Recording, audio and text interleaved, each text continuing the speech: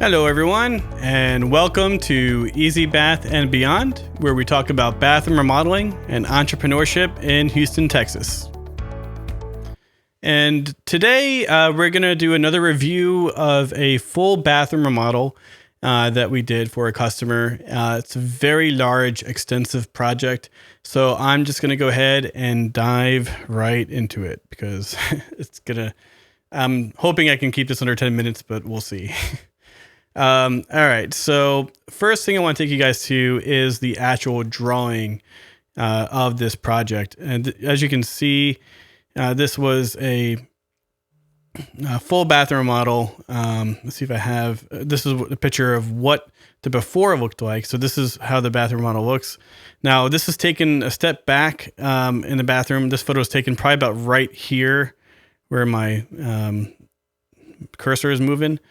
So there was a wall that's right here, and that went all the way back. And then right behind that wall, right in that same little corridor area, was a toilet. So what the customer wanted to do with this project is they wanted to remove that wall. So there was a wall that was right going here to here, and they wanted to remove that wall. And the toilet used to be here, and they wanted to move the toilet to this wall. And then where the cabinet, their old vanity area, was actually right here along that wall facing this way. And they wanted to push it over this way, kind of give this whole room, just make it look a lot more open versus closed in of how it used to be. So it was, as you can see, it's a pretty extensive project. It was on the opposite side of this wall that was once there was actually a built-in shelf unit that they had in the bedroom. So we had to remove that for them, and then we had to put this new wall up, and I'm going to dive into all of that with some pictures. But as you can see from the drawing, this is how we drew out the project for them. That's how we drew out the shower and everything. And you'll be able to see with the final results compared to the drawing of how it all came out.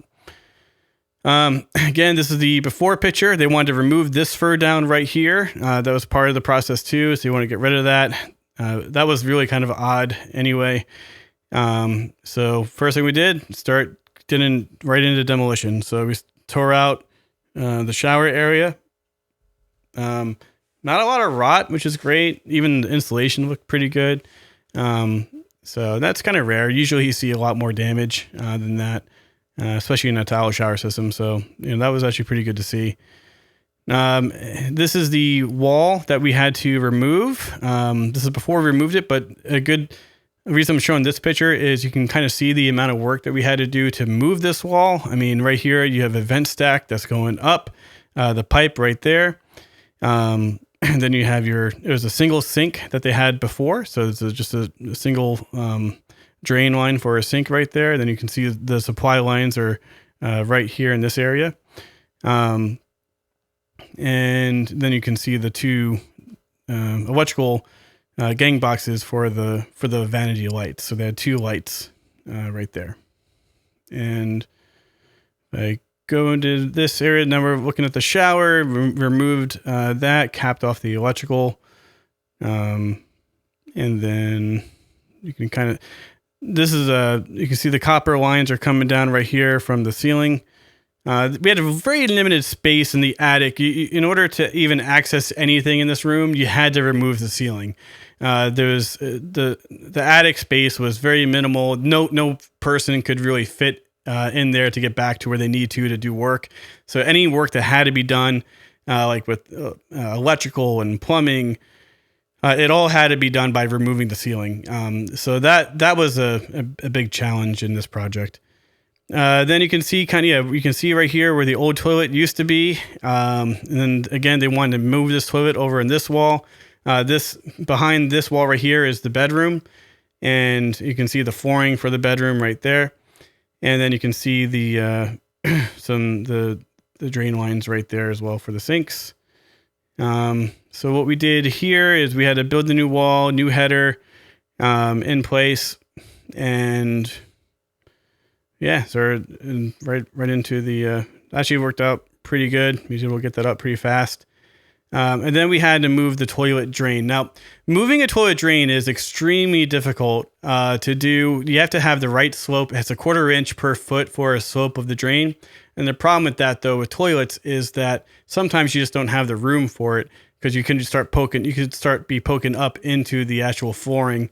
Or if you're in a second story, what can happen is you can actually start poking down towards the first floor ceiling. So sometimes the toilet move is not even possible. But it's a very difficult thing to do. As you can see here, a lot of jackhammering had to be done. We had to go way deep into the foundation because it's a 4-inch pipe for a toilet. It's either 3-inch or 4-inch, depending on the house pipe. But it's a huge pipe that you have to get a good slope on, and it's very difficult to move. So we don't recommend moving toilets, but of course, in this case scenario, there really was no other option, and they were willing to pay for it. So we did it for them. And as you can see here, we had to create a new vent stack. So that's what you're seeing here. So we did a vent going over here and up into the ceiling and out through the roof. So that's kind of what we did there.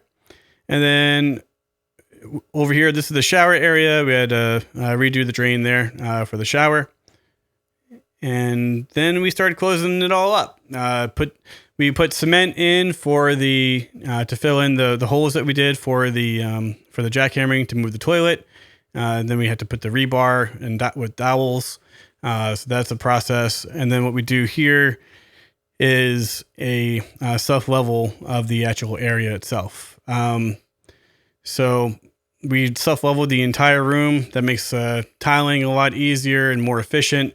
Again, you heard me state in past videos, this part is extremely important for the shower base.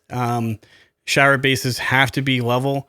They should be sitting on a flat surface, not something that has adhesive or being shimmed out. They need to be in a self-leveling, smooth surface in order to have the expected lifespan, which is a lifetime lifespan for the shower pans.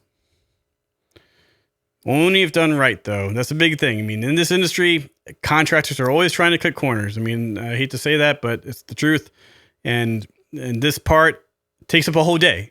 You're not going to self-level an area and be like, 4 hours, I can walk on it. I mean, sometimes you're lucky and you can, but 4 hours minimum. Usually it's a whole day. Usually you wait to the end of the day, and then you do your self-level, and you come back the next day.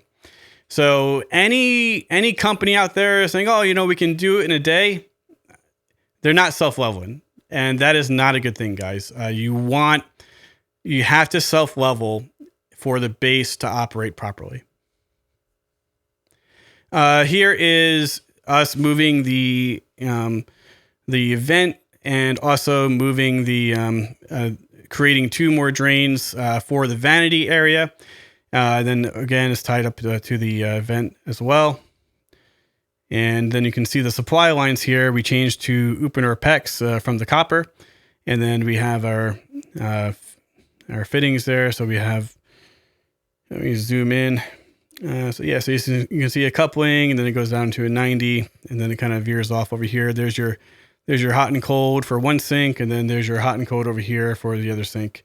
So we always do we do Uponor, and then we actually do it to a copper nub, because Uponor PEX is awesome, but as far as connecting it to a valve is terrible. There's not a good option for Uponor PEX to a valve. They just don't exist. What it is, it's all flimsy. It sticks out of the wall. It's like flapping around everywhere. I don't trust it. So what we do is we do Uponor PEX to a copper nub, and that gives that valve a lot more dexterity. It's not going to be moving around. So that's to me the proper way to do any kind of supply lines for a vanity area or even a tub. You want to do the copper nub for a tub. What we do for the valves for our tubs is we actually get the valves that already have the copper nub installed in them. So it's a lot easier to install that way, and 2, it's just a lot more secure. All right. And then again, whenever we set the shower base in the pan, we always take this photo here. This shows the ring, and then I can see that black rubber gasket tucked in between the pipe and the and the ring. Very important. Again, keeps water from getting underneath the shower pan, which is a common issue that happens a lot. And a lot of times when we see that happen, it's because someone forgot to do that. So that's why lessons learned from the past. We always make sure we see this going forward. And we haven't had an issue since. So, but now sometimes you can get a bad gasket. I've seen that happen before. That's just an unfortunate circumstance, but easily corrected with a new gasket. But then you gotta dry some wet drywall or something like that. Hopefully you catch it fast enough, which you will. I mean, if you ever have a bad gasket, you're gonna start seeing like baseboards start to swell up or something like that. You'll start seeing signs of water getting underneath the shower pan. You may look outside your house and you may see some water lines on the exterior wall. That's a common thing.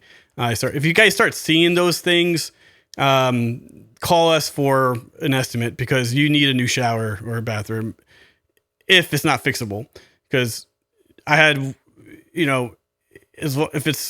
sometimes it's the drain itself that cracks. And we see that more often than not. Like a fiberglass shower pan, it cracks around the drain area because that's the weakest point. So over time, you get a crack there. You may not even see it. It may be like a hairline crack, but water is getting underneath that pan. And then, it's getting outside your home. And what we've seen is kind of funny a couple of times is we'll walk into homes and we'll see like duct tape on the base, which actually, it works, but it's not a forever solution. It doesn't look that great either if you have guests over. But here is the leveling of the shower base. You can see perfectly right there in the middle what we want to see. Again, shower bases have to be level. It's what helps, that slope is very important in the shower pan, but it only matters if the base is level. And what this does is when the water is running, the water is going to flow to the drain. So again, a very important picture here. And you can see here we have the valve is right here. And that area, that's the valve. And then we have a diverter that's going on. Now, this is a 3-function diverter, which means you can control 2 elements. And so you have your hot and cold going to the valve, and then this line is going up to the diverter, and then this is going to one element, like the shower head or the rain can, and this is going to the shower head. So this is going to the shower head, this is going to the rain can right there. So you can see this goes up over here, and then it's going into the ceiling, and it's going to go over here where the rain can is. And then we start covering up all the walls and the ceiling, and then we put down the flooring, which actually this is a tile floor, or luxury vinyl tile floor. It looks like real tile, but it's actually a luxury vinyl floor, which is really nice. And then we put in the cabinets, and then the countertop, and the toilet. So it looks really good. And we put in they had electric mirrors, so we put in the electric mirrors for them as well. We had to move the electrical behind the electrical mirrors too. And we had to, of course, move the electrical for the vanity lights. So we did all that. And that's the completed shower. So we built out the shower. We have 2 recessed niches in here. These are onyx niches. This is an onyx shower pan. Looks awesome. Has the actual square drain. So onyx shower pans can come with a square drain or a circular drain. We did an architectural bench that you see here, which came out really nice. We have there's the valve that I was talking about earlier. We have the diverter, and then we have an Intuition shower head with the rain can on top. So this diverter, you leave it on where it's at right now. It's just the shower head. You turn it one time. It's the shower head and the rain can. You turn it one more time, and it's the rain can only. So really cool stuff. Beautiful shower. Beautiful transformation of a bathroom. And that's that. So yeah, really big project that we undertook. Customer super happy with everything. Now, a project like this is going to run you around $35,000 to $40,000. It's a really big project that we had to do, especially with moving the toilet. That was a a big reason for that jump in cost. But, you know, just a really big project. Took about 2 weeks to complete, and then another week for the glass to get in. So, yeah, that's pretty much that. I hope you guys enjoyed this video and taking another look at a project that we completed. And until next time, have a great day.